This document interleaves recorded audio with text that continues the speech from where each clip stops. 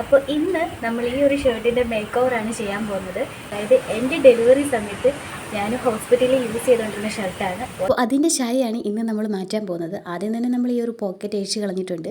അപ്പോൾ ഇതാണ് നമ്മൾ മേക്ക് ഓവർ ചെയ്യാൻ വേണ്ടി കൂടെ എടുക്കുന്ന ഒരു സംഭവം എന്ന് പറയുന്നത്.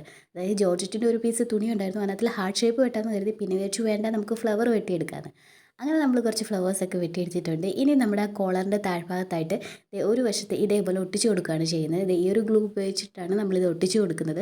ഒട്ടിച്ചു കൊടുത്ത് കുറച്ച് നേരം ഒന്ന് വെയിറ്റ് ചെയ്യാം, നന്നായിട്ടൊന്ന് ഒട്ടി പിടിക്കട്ടെ. അതിനുശേഷം അതിന് നല്ല ഇറക്കക്കൂടുതലായിരുന്നു. കാരണം ആ സമയത്ത് ഇട്ടുകൊണ്ട് തന്നെ അത് കുറച്ച് നമുക്ക് എക്സ്ട്രാ സൈസ് ആയതുകൊണ്ട് തന്നെ വണ്ണവും നീളവും ഒക്കെ കൂടുതലായിരുന്നു. അപ്പോൾ താഴെയുള്ളൊരു ബട്ടൺസിൻ്റെ ഇറക്കത്തിൽ നമ്മൾ ഒരു ബട്ടൺസിന് മുകളിലായിട്ട് അത് കട്ട് ചെയ്ത് മാറ്റിയിട്ടുണ്ട് നീളം. പിന്നെ ഉണങ്ങിക്കഴിഞ്ഞപ്പോൾ ഇതേപോലെ കട്ട് ബീഡ്സിൻ്റെ വർക്കും കൂടി കൊടുത്തിട്ടുണ്ട്. ഷോൾഡർ ഭാഗം ഭയങ്കരമായിട്ട് ഇറങ്ങി കിടക്കുന്നുണ്ട്. ഷോൾഡർ കട്ട് ചെയ്യാതെ തന്നെ നമ്മൾ അതിൻ്റെ ഇറക്കവും കുറച്ചിട്ടുണ്ട്. പിന്നീട് സൈഡ് ഭാഗം കൂടി വണ്ണം കുറച്ചപ്പോഴാണ് ഒരു സൈഡ് പ്ലെയിൻ ആയിട്ട് കിടക്കുന്നല്ലോ എന്നൊരു തോന്നില്ല. അപ്പോൾ അവിടെ കിടന്നൊരു കവർ എടുത്തിട്ട് വീണ്ടും കുറേ ഫ്ലവേഴ്സ് അതിനകത്തിലുണ്ടാക്കിയിട്ട്, ഇപ്പോൾ പ്ലാസ്റ്റിക് ആണോ എന്ന് ചോദിച്ചാൽ അങ്ങനെയല്ല, പേപ്പർ ആണോ എന്ന് ചോദിച്ചാൽ അങ്ങനെയല്ല, അതേപോലത്തെ ഒരു കവറായിരുന്നു. അതിൽ നിന്ന് എൻ്റെ ഫ്ലവേഴ്സ് കൂടെ ഒട്ടിച്ചിട്ട് അതിൻ്റെ മുകളിലും കട്ട് ബീഡ്സ് വർക്ക് ചെയ്തപ്പോൾ ഇതാണ് നമ്മുടെ ഫൈനൽ ലുക്ക്. വളരെ വ്യത്യസ്തമായ രീതിയിൽ പല മാർഗ്ഗങ്ങളും ചെയ്തിട്ടാണ് നമ്മൾ ഈ ഒരു ഫൈനൽ റിസൾട്ടിലോട്ട് വന്നിട്ടുള്ളത്. അപ്പോൾ എങ്ങനെയുണ്ട്, ഇഷ്ടപ്പെട്ടോ ഇല്ലയോ എന്നുള്ളത് കമൻറ്റ് ചെയ്യാൻ മറക്കല്ലേ.